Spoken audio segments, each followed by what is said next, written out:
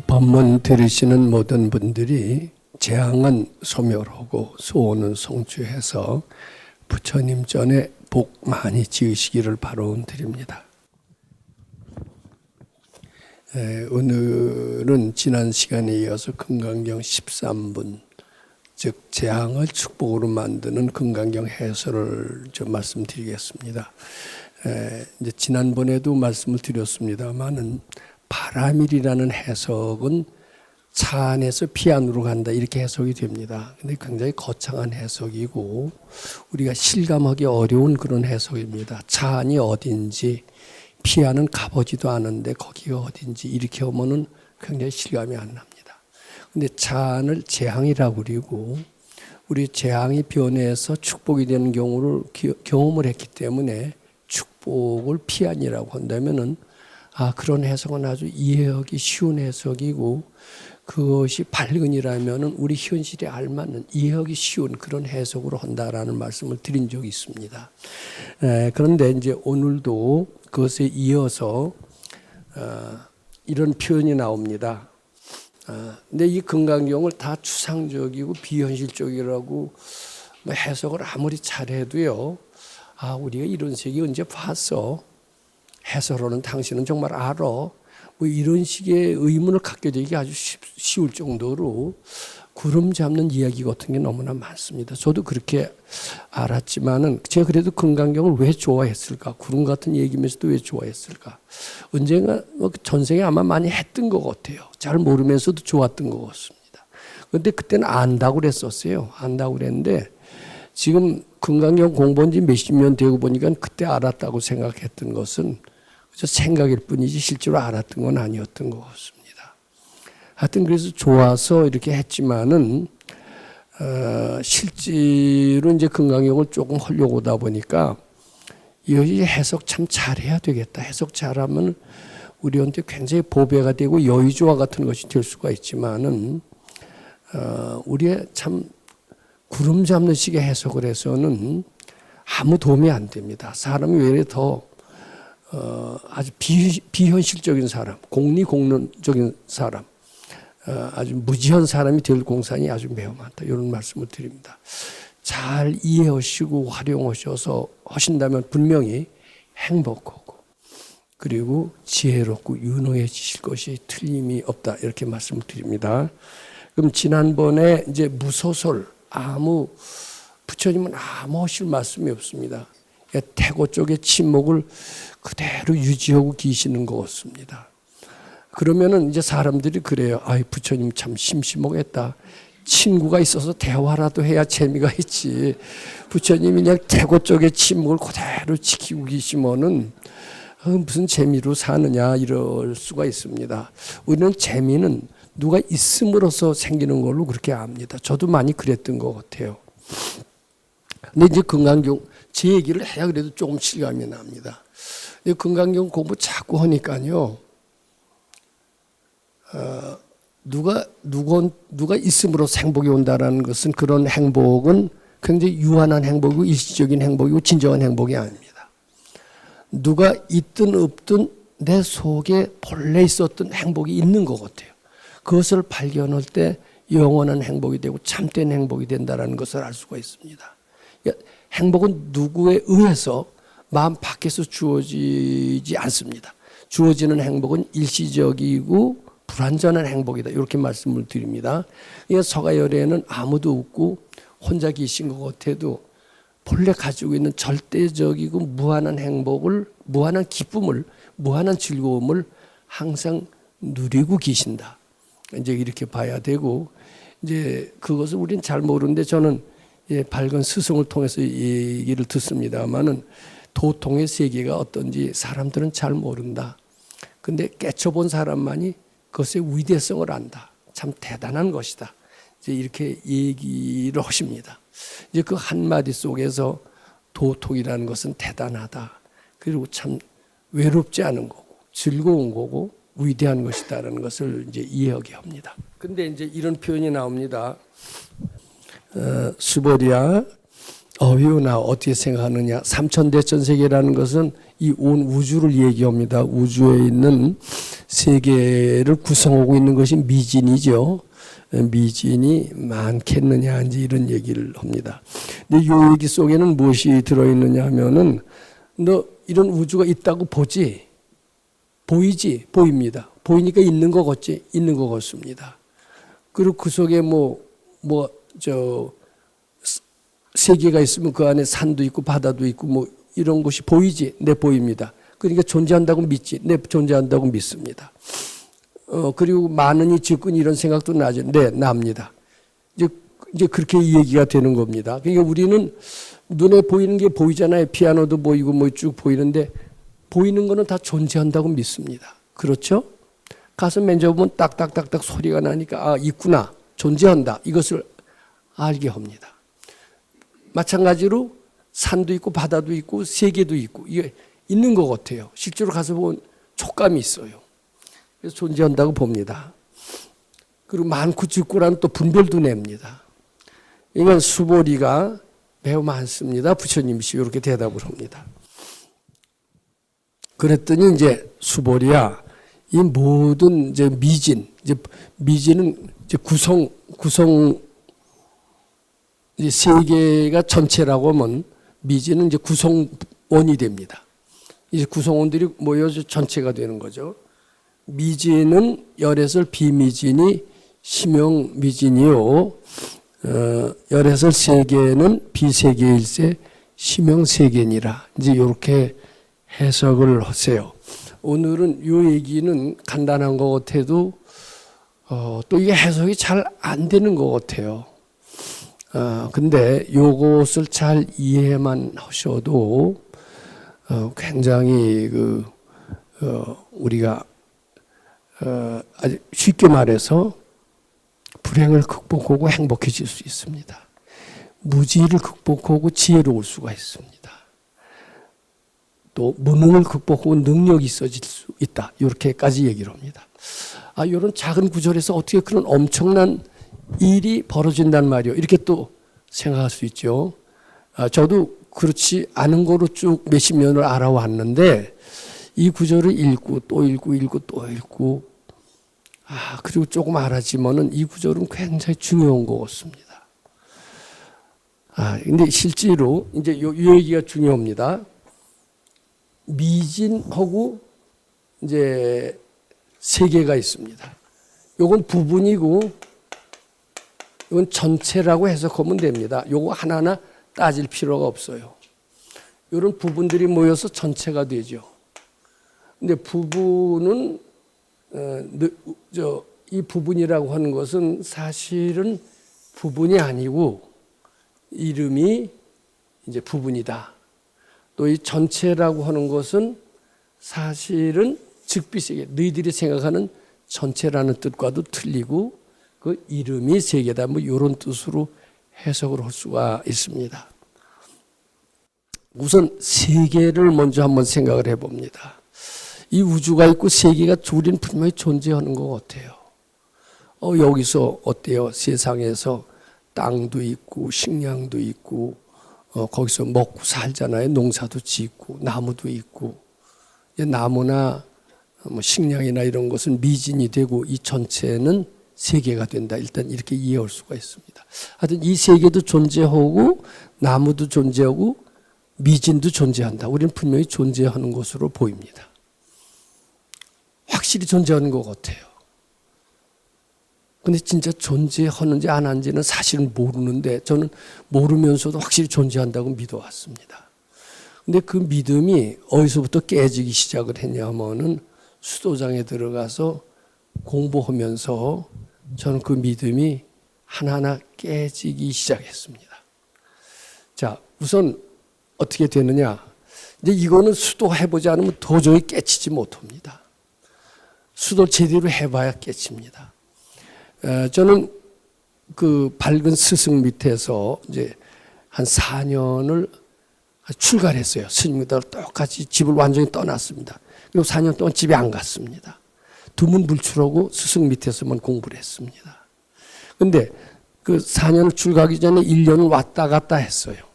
왔다 갔다 했는데 그분은 세상을 훤히 다 하신 도인이라는 소문이 들어서 1년은 탐색전으로 왔다 갔다 하다가 괜찮은 것 같아서 나중에 1년은 완전히 출가하게 됐던 것 같습니다. 근데 왜 그분이 대단하다고 느꼈느냐 하면은요, 이제 지금은 어떻게 되는지 모르지만 그때는 지금도 부천시 소사동이라는 데가 있습니다. 지금도 아마 버스를 타고 가면 소사동이라는 데서 내려주는 것 같아요. 근데 거기서 한 10분쯤 걸어가면 우리 스승이 살고 계신 도량이 있었습니다. 근데 이제 소사동에서 딱 내리면요, 오늘은 무엇을 여쭤볼까? 저분은 훤히 아신다는데, 그러면서 여쭤볼 게 이제 생각이 무척 많이 납니다. 이제 그때 군대 있을 때니까, 상사와의 갈등을 어떻게 해소할까? 1년은 더 있어야 제대를 하는데, 제대하고 나서는 내가 뭐를 어떻게, 진로를 어떻게 결정할까? 뭐 등등 여러 가지 복잡한 생각이 많이 납니다. 마음이 이렇게 자꾸 안정이 안 되고 싱숭생숭하고 특히 가을이면 우울할 때가 많은데 이 우울한 마음을 어떻게 다스릴까 등등 여러 가지 질문거리가 많이 나고 이제 골치 아픕니다. 그런데 그 소사동에 내려서 그분 이제 만나러 한 걸음 한 걸음 갑니다. 가면은 점점 마음이 가라앉아요. 가라앉고 이제 딱 들어가서 삼배를 드리고 시작을 하려면은 아무 질문할 게 안 떠오릅니다. 여기 왔으면 질문을 해라. 조금 전까지 생각이 났는데 아무 질문이 안 떠오르는 수가 있습니다. 근데 나만 그런 게 아니라 다른 분들도 다 많이 유사한 경험을 많이 하는 것으로 느낍니다. 요새도 저를 만나러 오신 분은 뭐 만나면 뭐 요새는 잘 요즘 만나지도 않습니다만은 만나기 전에 무슨 얘기를 말씀드릴까 하다 막상 오니까 아무 생각이 안 나더라. 이런 분들도 요새 많이 있습니다. 자, 우선 왜 그럴까? 전 이해가 안 됐었어요. 그리고 그때는 굉장히 심각했어요. 밖에서 올 때는 야, 이거 꼭 심각하다. 특히 이제 그리고 이거 꼭 여쭤서 그 심각한 난제를 해결하는 비법을 꼭 배워갖고 와서 난제를 해결해야 되겠다 이렇게 생각을 하는 거예요. 그런데 그 앞에 가보면 난제라고 생각이 안 돼요. 그러면 아무 소리도 안 하고 오면 또 밖에 나와서 난제라고 생각이 될 때 후회할 거 아니에요. 그러니까 억지로 이제 생각을 꺼냅니다. 그런데요, 사실은 난제가 있습니다. 뭐냐? 그럼 실감이 안 나요. 그럼 이제 억지로 더듬어서 얘기를 합니다. 그 얘기 안 나오면 하지 마라 그래요. 근데 하지 마라 그러면 실제로 해결이 다 된 경우가 많습니다. 이제 해결의 방법을 얘기해 주면 해결하는 대로도 되고요. 억지로 꺼내서 해법을 물어보지 마라. 그 물어보지 않는 것 자체가 이미 해결이 되었다라고 자신하기 때문이다. 이렇게 얘기를 하시는 겁니다. 왜 이런 일이 생길까? 그 첫 번째 의문이었습니다. 첫 번째 의문. 이제 두 번째는요, 저는 지금도 그렇지만은 우리 고양시 거기에도 뱀이 곧잘 있습니다. 근데 저는 소사에서 이제 공부하다가 뱀이 한번 물린 적이 있었어요. 그래서 그때는 태어난 척 했는데 한번 물리고 나니까 그 뒤에 숲을 속에만 들어가서 바스락 소리만 내도 소름이 쫙 끼치고 즐겁을 했던 경험이 있습니다. 이 뱀이라는 게 이렇게 흉측하구나. 이 쇼크가 언제쯤 빠지나고 이제 굉장히 걱정을 했습니다. 내 눈엔 제발 뱀은 띄지 말았으면 이런 생각을 많이 했습니다. 거긴 뱀 소굴이라고 할 정도로 뱀이 수시로 눈에 띕니다. 어느 날도 또 소사에서 뱀이 눈에 띄었어요. 기분이 별로 안 좋았습니다. 눈에 띄는 것은 내 마음의 표현이다라고 배웠어요. 내 마음속에 뱀의 마음이 있기 때문에 이렇게 되는 게 아닌가 이런 생각을 했습니다. 근데 그때 어떤 아주 마음을 잘 닦던 사람한테 우리 선생님이 시켰어요. 저 뱀이 지금 조금 전에 있다가 딸기밭 속으로 쭉 들어갔는데 네가 가서 한번 딸기밭을 뒤져봐라. 그랬더니 그이가 이제 그 명을 받고 딸기밭을 살살사서 뒤졌더니 아무리 뒤져도 뱀은 찾을 수가 없었습니다. 이제 이 얘기를 아마 그렇게 했던 것 같아요. 뱀이 딸기밭에 잘 숨는다고 그럽니다. 왜냐하면 딸기밭 그늘이 뱀한테는 굉장히 안식처래요. 그래서 딸기밭 속에 뱀들이 많이 아주 웅크리고 있는데 그 딸기밭을 뒤진 그 사람한테는 아무리 뒤져도 뱀은 찾을 수가 없었다 이렇게 얘기를 합니다. 이제 그러시고서 하시는 말씀이 뱀이 아무한테서 난 눈에 띄는 게 아니다. 자기 마음속에 뱀이 있을 때 뱀이 눈에 띄는 것이다. 눈에 띄는 것은 꿈에 눈에 띄는 것이든 생시 눈에 띄는 것이든 내 마음속에 크게 있을 때 보이게 되는 것이다. 이런 얘기를 합니다. 아, 제 마음속에 뱀이 있으니까 뱀이 눈에 그렇게 잘 띄었나? 이렇게 생각하니까 기분이 좋을 리가 없죠. 근데 그러면서 이제 그이는 하도 진심을 잘 닫고 마음속에 뱀이라는 그런 뱀이 징그럽다 이런 생각이 전혀 없을 정도로 잘 닦았기 때문에 진심을 닦았기 때문에 그는 아무리 뱀을 찾으려고 해도 뱀이 눈에 들어오지 않는 것이다. 이런 해석을 하십니다. 그런 해석 들어보셨어요? 근데 그이하고 이제 자주 만났어요. 뱀 눈에 안 띈다는 사람. 자기는 늘 그렇대요. 귀찮은 사람이 참 많은데 아이고 귀찮은 사람 제발 눈에 띄지 않기를 반원을 했답니다. 근데 일생 동안 거의 귀찮은 사람이 눈에 안 띄더랍니다. 그 마음이 진심 닿고 평화로워지니까 아마 안 띄게 되나 보다 이런 생각을 하고요. 저는 지금도 이쁜 사람보다도 안 좋은 사람이 자꾸 띄는 걸 보면 제 속에 아직 닦을 게 너무나 많다 이런 생각을 합니다. 근데 그것도 참 이해하기 힘들었는데 아 그런 수도 있나 이런 생각을 합니다. 근데 그 이해가 잘 안 될 거예요. 뱀은 누구든지 다 눈에 띈다라고 생각할 겁니다. 눈이 있기 때문에 시력이 있기 때문에 당연히 눈에 띈다. 왜 똑같이 뱀이 있어도 누구는 보이고 누구 안 보이는 수 있습니다.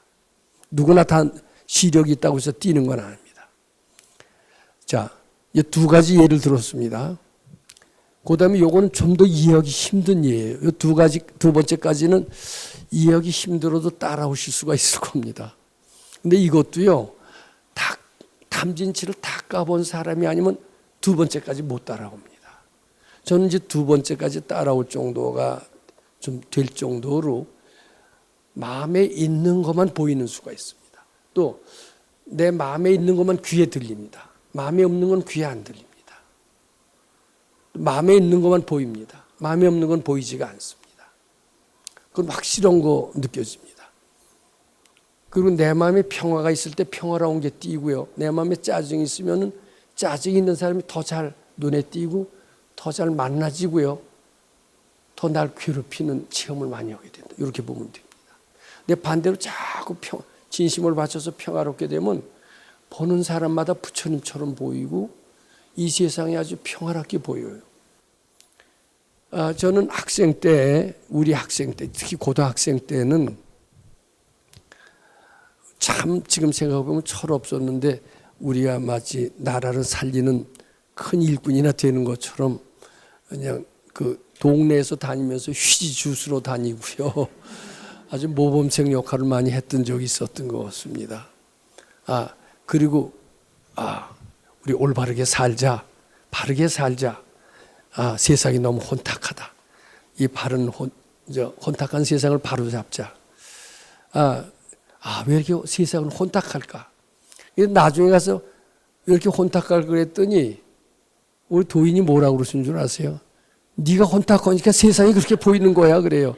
그 말 믿어져요, 안 믿어져요?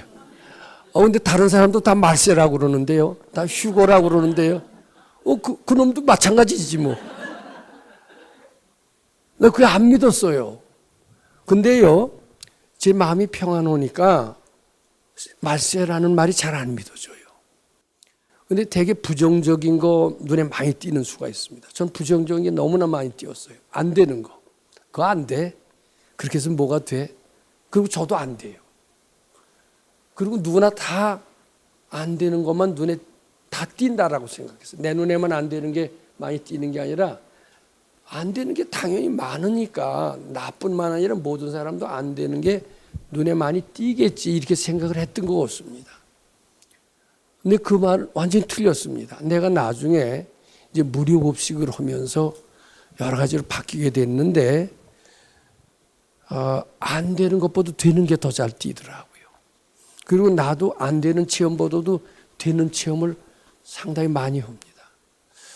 저는 이제 요새 와서는 굉장히 행복한 체험을 많이 하는 걸 보면 진심을 많이 닦았다라고 생각을 하고, 이제 조금 더 하면 이 세상은 극락세계와 걷구나 이렇게 바뀔 것 같아요.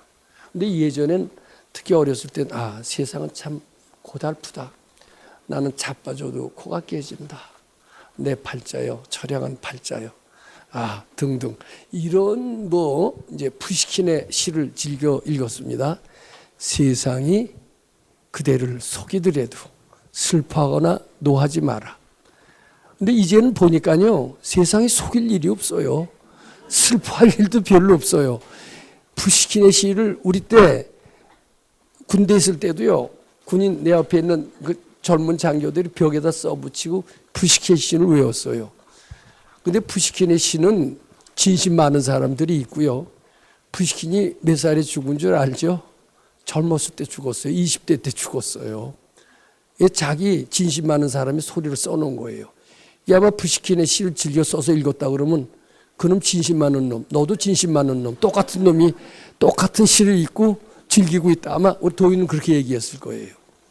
근데 저희는 푸시킨의 시는 팩트요, 진리요, 우리가 그것을 읽고 마음의 위안을 받는다, 이렇게 착각을 했던 것 같습니다. 자, 이제 이거 더 대단한 건데 이건 정말 안 믿어지실 거예요. 화엄경의 첫 구절입니다. 서가열이가 대각을 이루셨어요. 대각을 이루고 나니까 이 사바세계 그대로 금이 바닥이 황금으로 쫙 피어난다는 거예요. 그런 얘기가 나옵니다. 아니, 서가열이가 깨달음을 얻으셨는데 왜 땅이 갑자기 금으로 피어난다? 이해돼야 안 돼요. 도저히 이해 안 됐습니다. 화엄경 첫 구절부터가. 그런데 이제는 조금 이해가 됩니다. 그 뒤에 유마경에도 이런 구절이 나옵니다. 이제 그 사리불이라고 굉장히 지혜가 대단한 사람입니다. 근데 이제 사리불이 지혜 제일 서가열의 제자라는 거 우리 다 알고 있죠? 근데 그이는 대승이에요, 소승이에요? 이렇게 물으시면 소승. 맞죠? 지혜가 대단하지만 소승의 지혜다. 이렇게 일단 이해하시면 됩니다. 이제 그이가 유마거사의 제자인 어떤 보살과 대화를 합니다. 그러니까 내가 그 보살을 잊어버렸는데 그 보살은 대단히 지혜가 출중해서 사리불보다 뛰어난 지혜를 가졌나 봐요. 자기 눈에는 이 지구가 지상이 참 아름답게 보이고 가시넝쿨이나 절벽은 하나도 없는 것처럼 극락세계로 보인다, 이런 얘기를 합니다.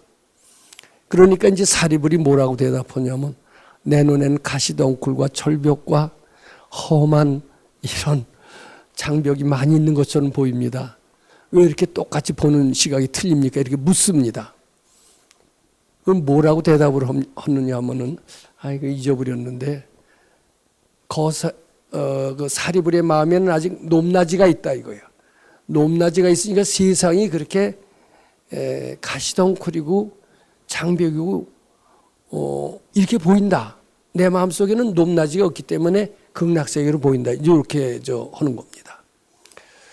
저는 완전히 사리불의 식이었고 뱀이 눈에 잘 띄는 사람이었고 안 되는 게 눈에 많이 띄었고요. 싸우고 이게 말세라는 게 보편적인 진리라고 쭉 믿었던 것 같습니다. 휴거론, 이건 너무나 당연한 것 같습니다. 그리고 헬조선, 저는 전통적인 야당의 기질을 독특히 가지고 있었던 사람이었습니다. 그리고 하는 것마다 잘 안 되었던 사람입니다. 뒤로 자빠져도 코가 깨졌던 사람입니다.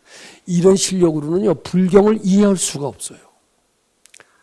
이제 그러다가 제가 이제 금강경 몇 년 공부하고 그거 갖고도 부족해서 이제 무료급식 하면서 사고방식이 자꾸 바뀌기 시작을 했습니다. 세상에는 참 악랄한 사람들만 많은 줄 알았습니다. 도둑놈, 사기꾼, 거지.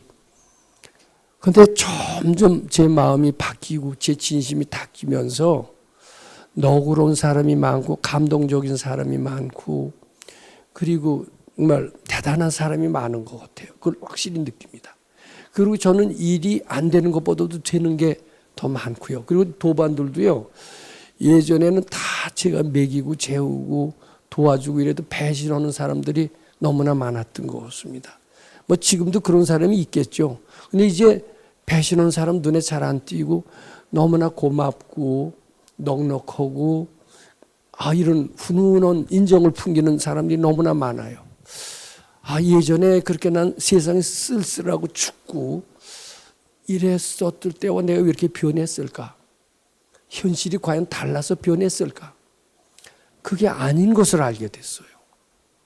내 마음이 변했던 겁니다. 저는 어렸을 때 물론 이제 지금은 벌써 고인이 되셨지만 춘한 이광수 선생의 소설을 많이 읽었습니다. 그 일을 굉장히 아주 좋아했던 것 같아요. 근데 그 이가 똑같았어요. 그 이는 이제 젊었을 때부터도 남의 사랑을 받고 싶어하고 귀여움 받고 싶어 했었고 그 기질은 나이 먹어서까지도 계속 그렇게 이어졌다 이런 표현이 나옵니다. 그리고 이제 나이가 먹었을 때도 늘 병이 들었어요. 그래서 세상에 춥고 쓸쓸하고 이런 외롭다는 얘기를 많이 했고 그 작품 속에서도 그게 많이 나옵니다. 사랑이 그리고 제가 그래서 그런지 하여튼 그의 소설을 많이 읽고 그의 책은 이광수 전집이라고 그래서 20권 나온 거 싹 다 샀어요. 그래서 소설도 다 읽고 수필 뭐 이거 다 읽고 그의 영향을 아주 많이 받았던 것 같습니다. 근데 나중에 이제 발근이 만나서 공부하고 난 뒤에 그때는 그한테서 배운 것도 많았죠. 그때 한국의 최고 지성이었고 많이 깬 사람이었고 우리 박복할 한국 국민들한테 희망과 용기를 주고 선도자 역할을 했던 사람입니다.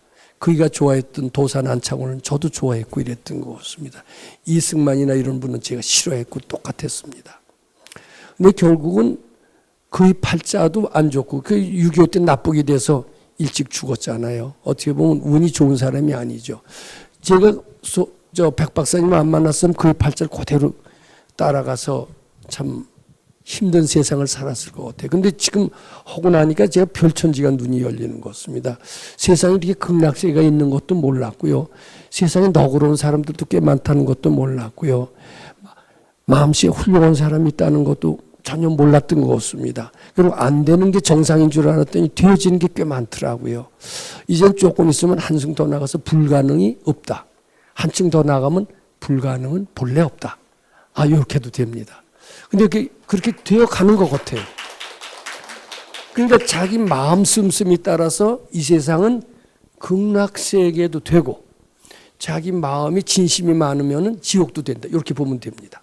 자, 그러면은 이제 제가 하나하나 지금까지 말씀드린 것을 검토를 합니다. 제가 처음에 도인을 만나러 갔을 때 소사동에서 내려서 10여 분 걸어간다고 그랬습니다. 소사동에서 내렸을 때 수많은 의문과 갈등과 이런 것을 갔더니 도인 앞에 갔더니 그런 의문이 싹 없어졌다고 그랬죠. 그것은 왜 그러냐. 그분이 분별을 쉬니까 나도 같이 쉬는 거예요. 쉬면서 그분의 세상을 보는 시각과 내가 보는 시각과 동일해지는 거예요. 그분한테는 아무 문제가 안 됐던 것인데 나한테는 문제가 됐던 것인데 거기 가는 순간 그분과 한 마음이 되면서 내 눈에도 아무렇지 않게 난제처럼 보이지 않게끔 변했다는 겁니다. 그 다음에 내 눈에 띄는 것은 내 마음의 표현이다라는 말을 저는 안 믿었어요. 뱀이 눈에 잘 띄는 것은 내 마음속에 뱀의 용심이 있기 때문이라는 말을 안 믿었어요. 이런 말이 있잖아요. 친구를 보면 그 사람을 알 수가 있다. 가족을 보면 그 사람을 알 수가 있다는 말이 있습니다. 그런데 제 친구를 가만히 보니까요. 다 별 볼 일 없어요. 저는 그 소리 들을 때마다 친구를 보면 그 사람이 됨됨이를 알 수 있다고 그러는데 내 친구들은 다 별 볼 일이 없으니 나도 별 볼 일이 없는 거 아니냐 이렇게 생각하면 그 말을 부정하고 딱 싶었어요. 근데 꼭 맞았어요. 내 친구가 별 볼 일 없이 없었듯이 저도 별 볼 일 없는 존재가 분명했던 거예요. 근데 몇십 년이 지나면서요. 별 볼 없이 어떤 친구들이 싹 바뀌더라고요. 뭐 그렇다고 지금 뭐 친구도 없어졌습니다만은 주위에 모여드는 게요. 번뜩번뜩한 애들이 모여들어요. 주위에 모여드는 게 내 마음의 표현이에요. 그러면 내 눈에 뱀이 안 띄는 것은 내 마음에 닦은 결과다, 이 말이 믿어지기 시작을 했어요. 근데 이 말이 믿어지면은 닦으신 경험이 있으신 분이고 닦은 보람을 느끼는 분은 이 말이 믿어지기 시작합니다. 내 마음이 일체유심조. 일체유심조 말을 들으셨죠? 일체유심조.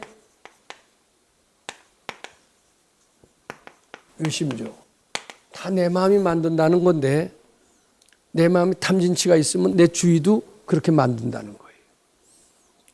내 마음에 계정해. 계를 잘 지키고 마음이 평안하면 주위도 다 평안하게 보인다는 거예요. 참 안 믿었는데 이제 그 말이 믿어지기 시작합니다. 그럼 주위를 바꾸려고 할 필요 없어요. 내 마음만 바꾸면 주위가 그렇게 따라오게끔 돼 있어요. 전 이러면서 공부의 실감을 점점 더 하게 되고 비로소 금강경의 해석이 가능하게 됐습니다. 그런데 이렇게 닦으면서 내 마음의 변함에 정비를 해서 현실도 바뀐다라는 것을 실감하지 못한 분들은 금강경 해석 못합니다. 그리고 해석을 해도 현실에 응용할 수가 없어요. 그러면은 열애 완전하신 분입니다. 이분들도 닦기 전에는 우리처럼 탄짐치가 가득했겠죠. 그 사람이 본 세계, 부처님이 체험한 세계는 그대로 극락세계입니다. 땅이 그대로 황금으로 돼 있고 절벽이라는 게 눈에 띄지도 않아요. 이 세상 사람들은 다 부처님처럼 대단하고 밝고 명랑하게 보입니다. 근데 지금 주위를 한번 보세요. 근심 걱정이 잔뜩 있는 사람이 눈에 많이 띄어요. 집에 들어가 보세요. 집에 들어가 보면 옆에 있는 사람이 인상 쓰고 있는 사람이 눈에 많이 띄어요. 반갑게 웃는 사람이 많이 띄어요. 그러면 저 왜 저렇게 인상을 써? 좀 자기 마음이 그런 줄 모르고 저 사람만 탓하네. 저 사람 탓하는 게 아니라 내 마음의 그림자가 바로 저 사람이다 이거예요. 그러면 내 마음이 밝으면 그런 사람이 가족에 존재하지도 않게 되고 내가 마음이 밝으면 가족도 가서 밝아지죠. 어디 믿어져요? 또 내 마음이 밝으면 주위도 밝게 만듭니다. 그러니까 이제 이 구절이 해석이 되는 겁니다. 자, 부처님이 얘기하신 세계, 너희들이 보는 세계는 절벽도 있고 가시넝쿨도 있고 깊은 바다도 있고 이제 이렇게 됩니다. 우리 눈엔 그렇죠. 무시무시한 바다도 있고 폭풍과 있고 허리케인도 있고 이렇습니다. 그런데 부처님이 보시는 세계에는요, 다 착한 사람이 있고 선량한 사람이 있고 보는 사람마다가 참 마음 아름답고 서로 베풀려고 그리고 산도 뭐 깊은 바다도 없고 다 저 아미타경이라는 이제 그런 경이 있습니다. 거기 보면은 이제 서방으로 10만 억국토로 가면 한 세계가 있다. 저는 참 경전이 있길 좋아해서 아미타경을 읽은 적이 있습니다. 그 세계 이름이 극락이다. 거기에 부처님이 계시니 아미타불이다. 근데 그 세계는 땅이 황금으로 되어 있다. 땅이 황금으로 되어 있으면 좋을까요? 재미없을 거다 그 생각부터 했습니다. 흙으로 되어 있어야지. 근데 이 황금으로 되어 있다는 게 실제로 황금이 아닙니다. 그렇게 지저분한 게 없다는 뜻입니다. 그리고 거기 있는 사람의 마음이 그대로 아름답다라는 것을 그렇게 표현한 거예요. 가시덩굴이 없으면은 그 세계는 아주 아름다운 세계다. 내 마음이 그렇기 때문에 그렇다. 이런 뜻이 됩니다. 좀 비로소 겉만 보고 판단하는 사고방식에서 벗어났습니다. 아미타경의 그런 뜻은 다 마음 씀씀이가 그렇게 극락 아름다운 것을 그렇게 표현한 것이지 실제로 극락세계가 있고 거기에 땅이 황금으로 되었다는 뜻이 아니다 하는 것을 그때는 새까맣게 몰랐습니다. 이건 눈에 보이는 것으로만 해석을 했으니까 아미타경을 제가 해석할 수가 없고 물론 금강경은 더더욱 해석할 수가 없어졌습니다. 그런데 이제 이렇게 실제로 이런 경험을 자꾸 하면서 내 마음이 그대로 현실에 나타난다는 것을 이해하게 되면서 바로 이런 금강경 해설이 아주 실감이 나게 되는 겁니다. 자, 그러면은 저는 이제 제 얘기로 되돌아가서 학생 때 돌아가고 어렸을 때 이미 이제 유교를 체험을 했습니다. 유교를 전 서울에서 맞이했습니다.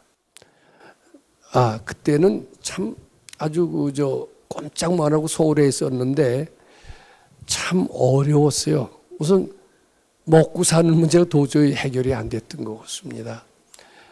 그래서 참 초등학생을 갖다 놓고서는 시장에 나가서 뭐 장사도 해보고 이랬던 적인데 뭐 팔긴 뭘 팔겠어요.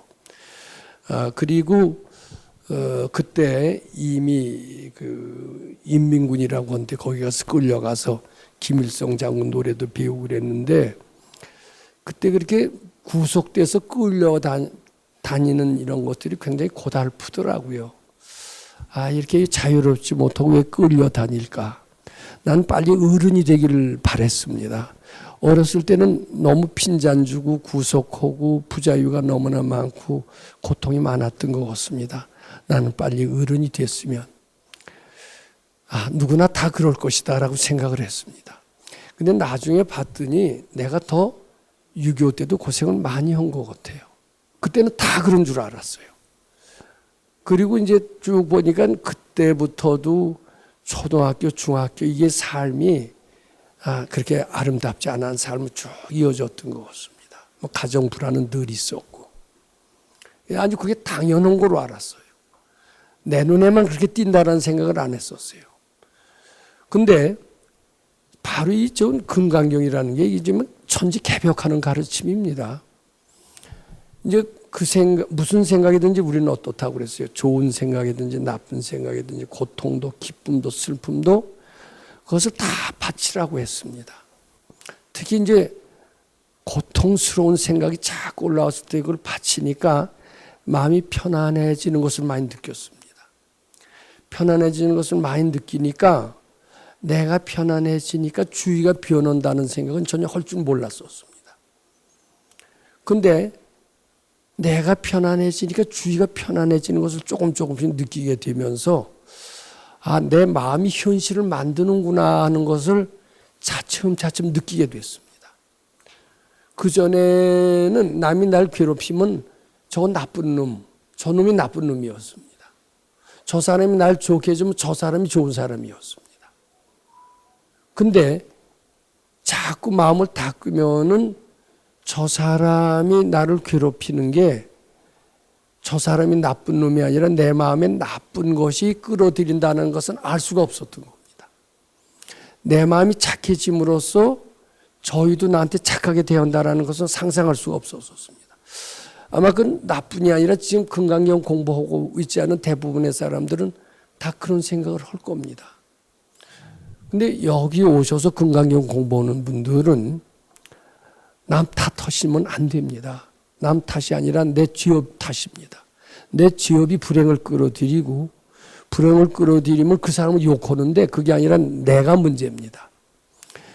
그래서 내 죄업이 불행을 만들고 내 선업이 축복을 만든다 이런 것을 인식하게 되면서 죄업을 자꾸 부처님께 바치면서 자꾸 죄업을 소멸하게 되니까 주위 사람들이 저한테 굉장히 잘 대하는 것 같아요. 주의가 바뀌는 것 같아요. 그러면 부처님은 어떠냐? 모든 지업이 소멸된 상태가 부처님의 세계입니다. 모든 지업이 소멸되고 모든 행복이나 축복이 꽉 찬 충만한 그런 존재가 바로 부처님입니다. 그러면 그런 부처님 앞에서는 모든 천인아수라가 개응공양하고 극락세계가 그대로 펼쳐질 겁니다. 그건 확실하고 전 지금도 실감을 합니다. 전 무료급식을 하면서 그때 이미 상당 재앙이 축복으로 변하는 것을 실감을 했던 적이 있습니다. 실제로 해보지 않으면 안 됩니다. 착한 일 한번 해보세요. 반드시 결과가 있습니다. 마음을 닦아보세요. 닦은 결과가 반드시 있는 것 같습니다. 그래서 여기서 잘 보시면 부처님이 말씀하신 세계는 실제로 정해져 있는 게 아니다. 내 마음이 극락이니까 그대로 극락으로 보이는 그런 세계다. 그것은 너희들이 보는 것은 너희들의 업장이 그렇게 탐진치가 가득하니까 세상은 아주 사악한 세계로 보일 뿐이다. 오타각세로 보일 뿐이지만 사실 오타각세가 아닌 것이다. 너희들의 마음의 표현일 뿐이다. 네 마음을 잘 닦아서 부처님 마음처럼 닮아가라. 이 세상은 분명히 바뀐 것으로서 그대한테 보답을 할 것이다. 이런 얘기입니다. 요 다음 시간에 한 번 더 허물어서 건강경 13분을 마무리하겠습니다. 네, 감사합니다.